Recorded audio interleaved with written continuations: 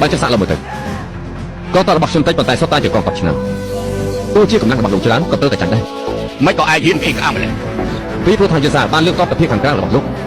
ប៉ុន្មានថ្ងៃក្រោយនឹងធ្វើការបាយប្រហារសិឆាខ្ញុំសួរលោកមើលពេលនោះលោកចង់ឈ្មោះចូលទៅក្នុងដីឬមួយចង់ចូលក្នុងឋាននរកឯងវាយតម្លៃលើយេសាពោះពេកហើយគឺដោយសារតែខ្ញុំឲ្យតម្លៃលោកពោះពេកដំបូងខ្ញុំស្មានថាទោះជាលោកពោះពេកយ៉ាងណាក៏មានចិត្តធម៌ដែរ